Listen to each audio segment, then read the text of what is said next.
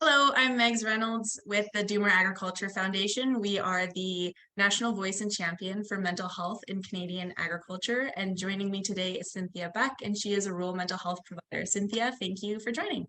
Thanks for having me, Meg. And our topic for today is addiction. So I think a great place to start would be what is addiction? How do we define addiction, or how do we think of addiction? Well, addiction encompasses a really broad range of having the tolerance, reliance, or dependency on something specific. So I think that most times when we talk about addiction, people automatically assume that we're talking about alcohol addiction. More recently, there's been more talk around cannabis use or marijuana addiction, but addiction encompasses like a huge range. It could be caffeine use disorder or an addiction to caffeine. I'll claim that one. I might have to too. There's an addiction to tobacco. There can be an addiction to prescription medication, an addiction to gambling. That's quite a common one. Of course, addiction to alcohol. But one that we're seeing more and more in the healthcare field is an addiction to cell phone use. And so I think that if you think about that for a moment, how many people actually leave home without their cell phone and they're okay with being separated from their phone for any length of time? A lot of people experience distress or maybe even anxiety from not having that close contact with their cell phone. So that would be an example. And it's kind of just a really broad explanation as to what addiction is. And what would the ranges be in addiction? Well, it starts off with building a reliance. Like addiction starts off with using it, right? And there's different reasons that people turn to different substances or even a cell phone. And it's usually to deal with coping, right? It's a coping strategy or an avoidance strategy, which is also coping. Sometimes people turn to, I'll use cell phones for the example. A lot of times right now what's happening is people are turning to cell phones for external validation. Right. So it's, even when you're posting the selfies or you're posting the, which outfit do you like better? And people are losing the ability to do that internal validation and make decisions for themselves. So that's the progression where you start off using something, whether you're, just using it for everyday use, and then it becomes a requirement in your life. Yeah. If it was something like substance use, once you are at a point of requiring it, you build up tolerance to it. And then that next level is the dependency level where you need it. Like I need a coffee in the morning, or my body has a physical reaction and I get a headache, right? Same thing for other substances. And then after that dependency piece, it's where there are impacts on physiological and cognitive functioning. So it impacts our physical health and our mental health. So we kind of create this cycle. Right. To me, that it's hard to, and perhaps every person is different, but where that line would be from when you're transitioning from kind of that everyday use to then that dependency, and then the line into, I guess, where it would be a clinical diagnosis of addiction where you're not functioning without that, or there's detrimental effects of not having that. Is that different for every person, or is it more that we want to see it that way because we're still not dealing with accepting what we're using or that coping mechanism, or acknowledging what we're doing and how we're using different things? I think most often, and I'm not speaking from an evidence research base, I'm speaking kind of from broad knowledge of working in mental health. I think a lot of times for the individual who is using, whether they're actively engaging in using their cell phone, or they're drinking alcohol, or smoking marijuana, or chewing gummies, whatever it is, I think that it is such a fine line that oftentimes we've crossed over that line and don't realize it until we were really at that point of being at a point of dependency. And quite often, I think that for a lot of people, they gain awareness as to the extent of their using or addiction. I think they gain awareness through someone else's eyes. Like a lot of times we hear people who are experiencing alcohol or drug addiction, they seek support after something has happened in their life where there's been consequences or an impact from that use. So I also think there's a factor, like I think you touched on kind of an important point, Megs, is like, do we just not want to acknowledge what we're dealing with? I think it starts with not having an awareness maybe of what we're dealing with, right? It's not very often that people actively track how many cups of coffee they drink, or how many times they look at their cell phone, or how many drinks of alcohol they have a night. Like it's not on the top of our minds. And for folks in occupations that are really high stress, I don't know how many times we reach for something absent-mindedly, right? Because we're doing more than one thing at a time, right? I mean, it's never me just sitting and enjoying my cup of coffee by myself, you know, in this wonderful meditative moment. You know, I'm like, can only wish. I know. That's my dream. But you know, you're drinking a coffee and I'm working on papers or running out and helping with chores or delivering harvest meals, whatever. And I think that for a lot of people who deal with addiction, or even if we dial it down, if they deal with dependency, well, that dependency is part of their routine. Right. So we don't really realize routine. We're not aware of routine. It just happens. It's habit, right? Habitual behaviors. That's a very good point. And that's also part of addiction. It's the addiction is the habitual behavior to a point of having negative impacts on our life or on our health, whether it be physical or mental.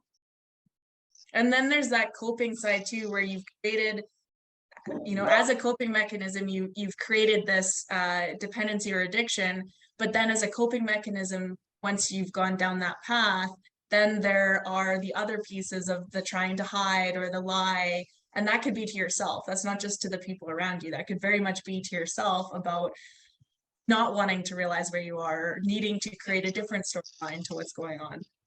It always starts with self. So when you talk about the like the lack of truth or lack of awareness, we always start with ourselves. So, and we're really good at lying to ourselves. Like as human beings, holy moly, we do that really well.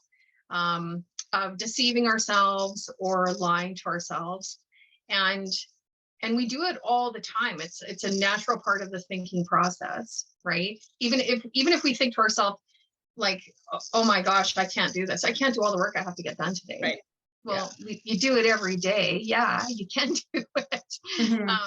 But we do that. I don't know whether I think sometimes we set ourselves up for failure ahead of time so that we don't feel like a failure when it actually happens. And I think that's also a piece of that dependency puzzle as well. Yeah. Do you, and this is again speaking from experience, not evidence-based, but have you noticed men or women processing how they move through the different phases of addiction or dependency, or a quickness possibly when things are stressful or when there are things going on with mental health to turn to something like one gender over the other?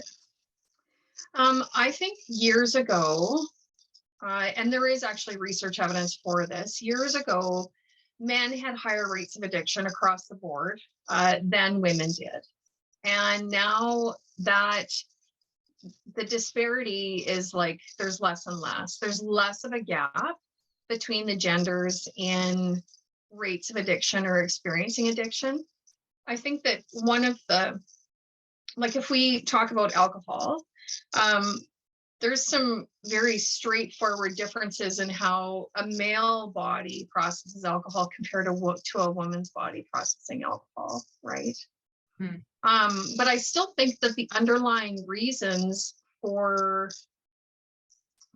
starting to use a substance or seeking a coping strategy more maybe, and I think maybe if we started thinking about addiction as that, seeking a coping strategy or seeking a coping mechanism, we'd have a lot more empathy and compassion for folks who deal with addiction, because you know, you don't wake up one day and go, oh yay, I'm gonna be an addict, right?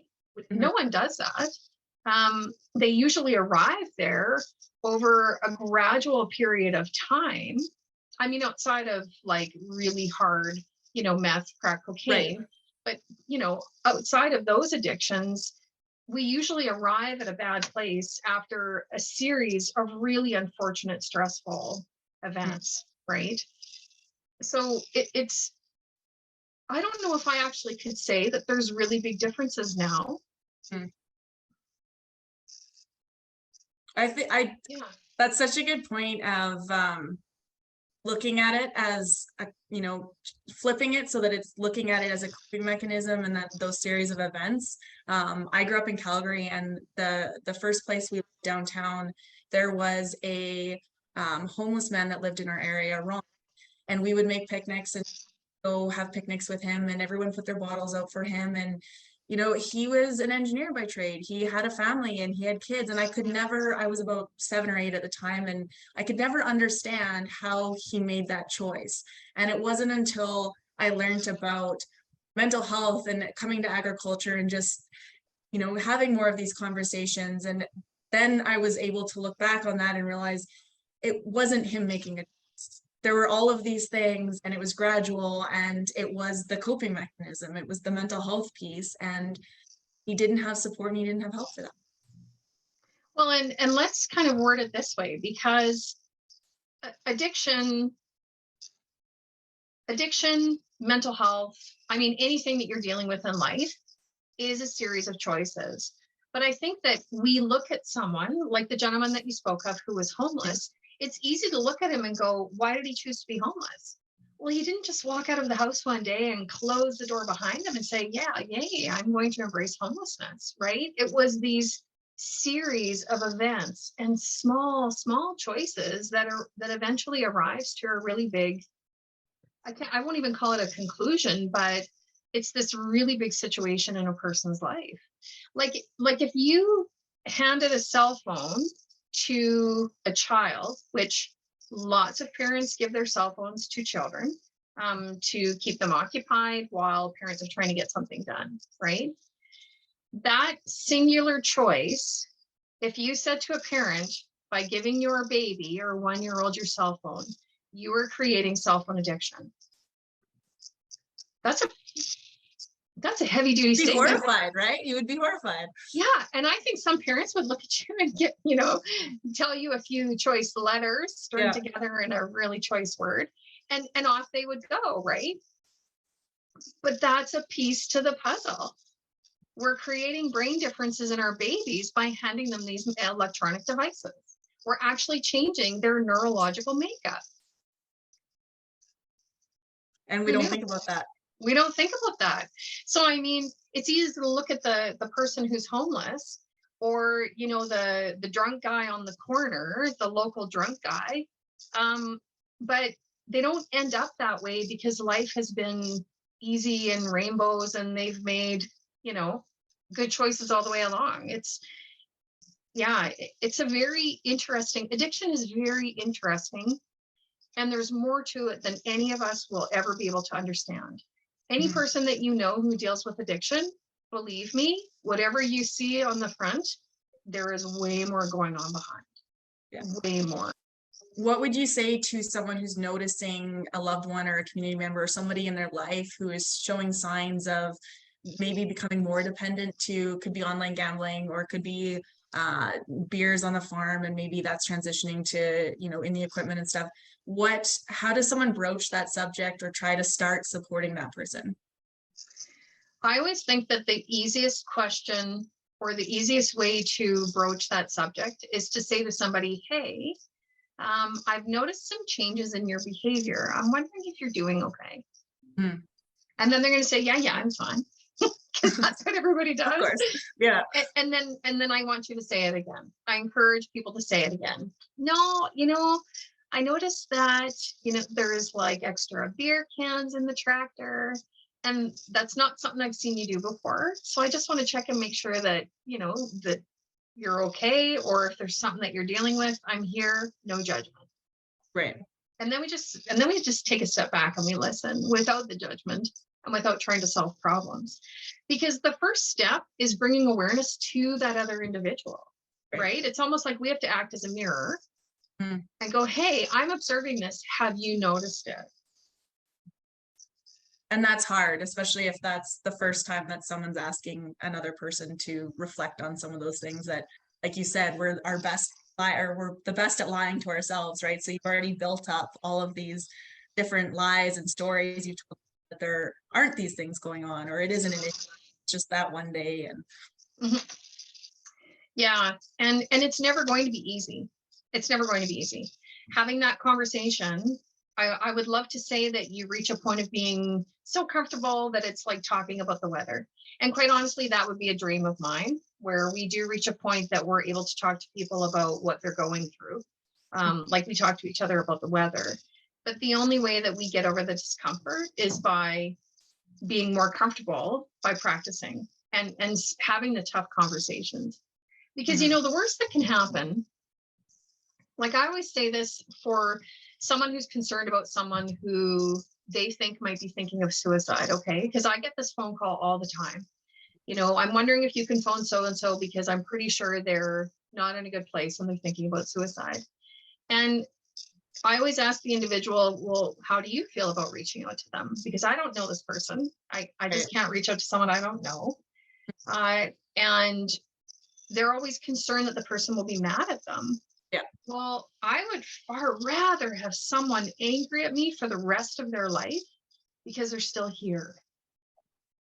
Right. And by asking that question, you raise that mirror and you create awareness for them of like, holy crow, someone else thinks that I'm in that bad of place. I might need to think about this. Mm-hmm. And if they're not ready at that time to have that conversation, is there kind of like a waiting period before you come back to them and try again? Like what tends to work best or could work best? I would consider a few factors when it comes to bringing up a subject with someone, especially around addiction. Choose your timing. So right. if you are a farming family and you want to bring up the subject of addiction after someone has done a 16-hour day in the combine, not a great time. No, that's not it's not a good time. And the conversation is not going to go well. So we're kind of creating that, we're setting ourselves up for failure going into that situation. So choose a time when the person is rested. Choose the time when a person is kind of balanced and they've got that emotion regulation happening for them already.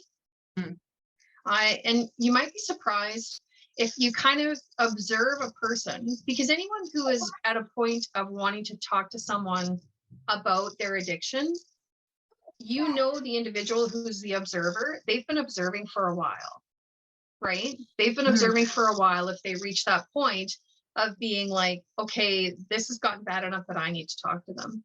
So right. You're going to know their pattern.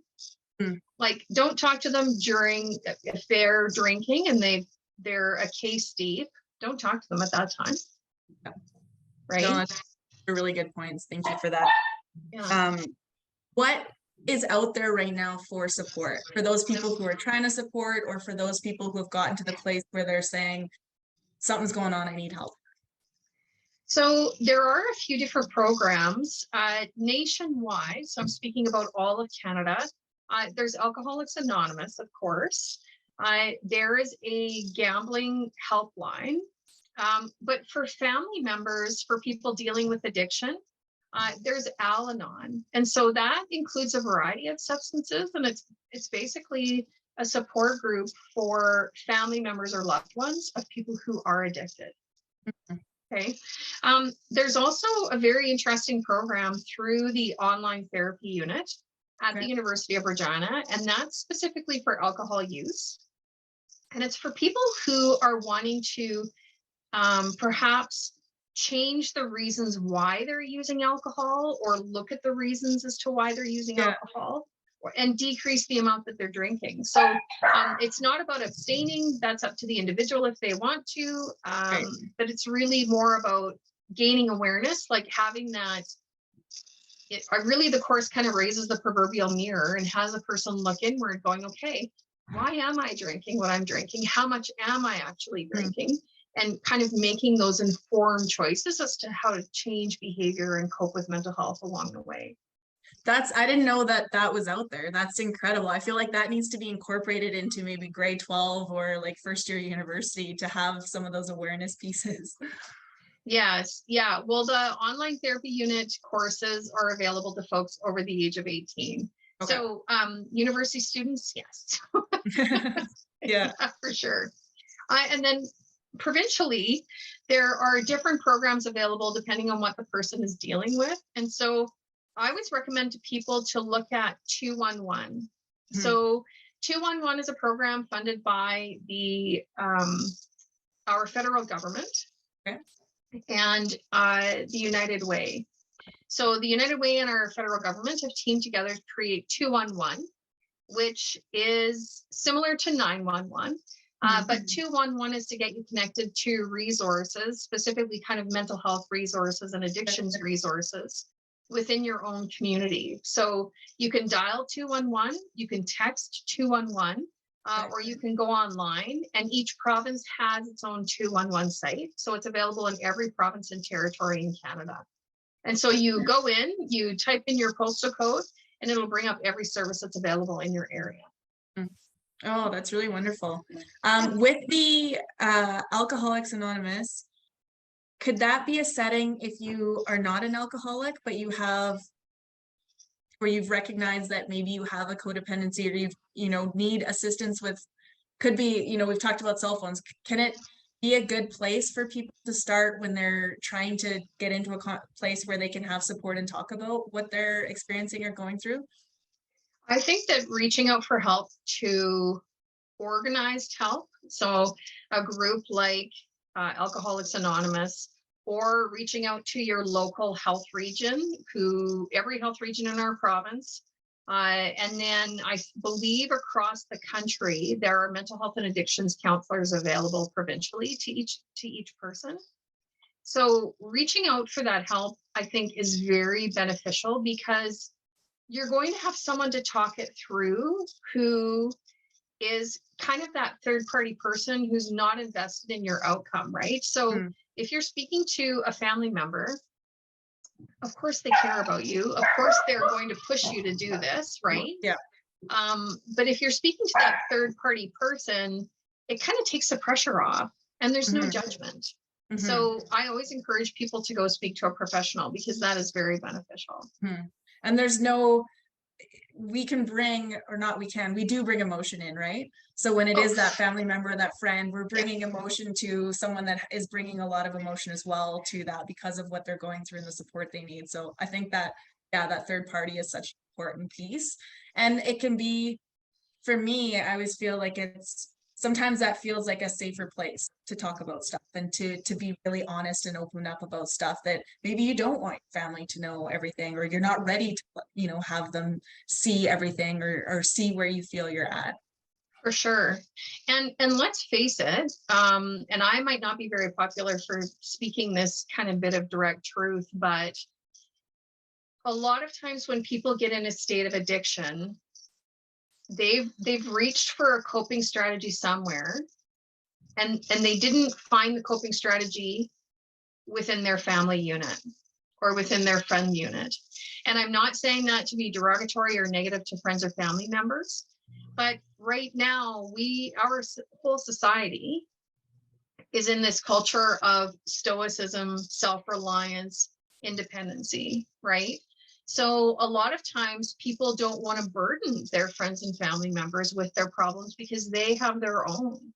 So I think that when people are going to that third party or that, the group environment, it actually creates additional space for healing. So people might come to some conclusion or arrive at an awareness of what that problem, like what the trigger actually was, that they never would do if they were speaking with friends or family, because everyone is trying to protect each other, but at the same time push each other to be communicating and healthy and changing behavior, right?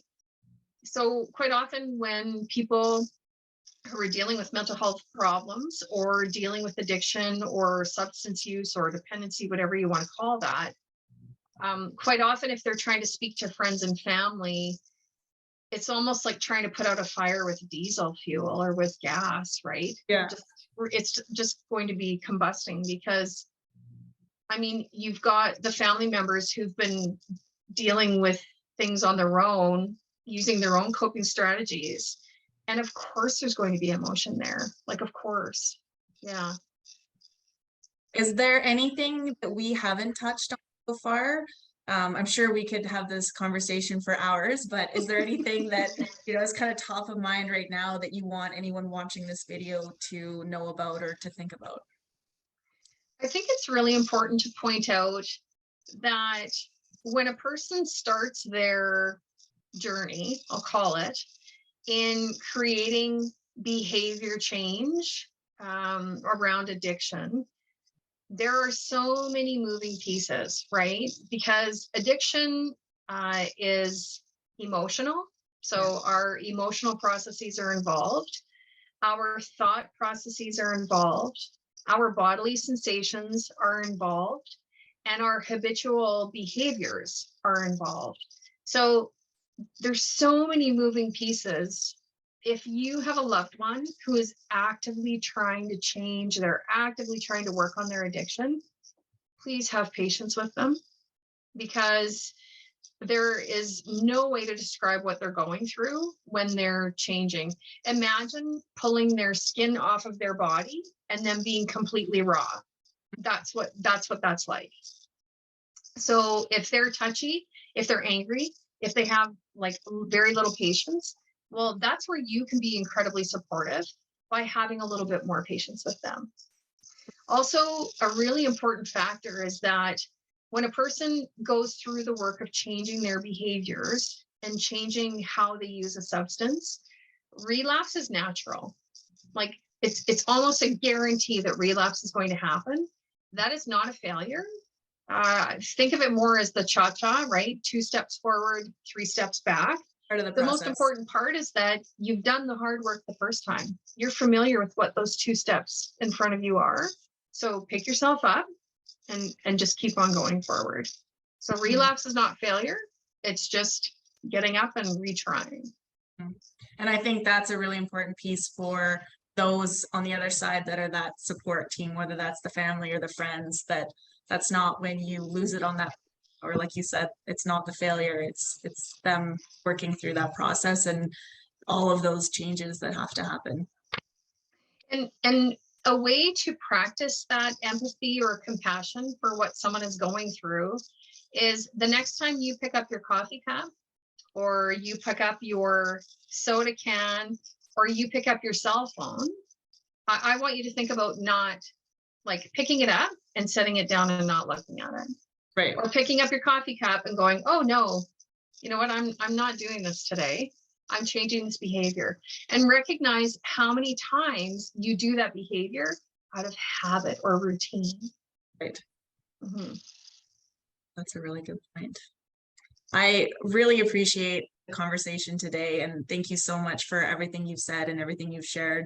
I know that I have learned a lot, and even just some of the ways that you've been able to phrase things to me really stood out and was a really easy way to change how we look at this or how we approach it or how we think about it. Even just the different phases for kind of how you're walking down that path, or how all those little changes are happening as you're moving from something that's just kind of an occasional to dependency and addiction. And a cell phone was a great analogy that we we don't think about, right? And it's, I mean, Nope. in there is that brain chemistry piece, right? The like, well, the dopamine, there's people talking to me and there's people commenting on social media. And it's, yeah, we've become just so much of yeah, what we do, and then we're lying to ourselves. So thank you so much for everything that you shared with us today.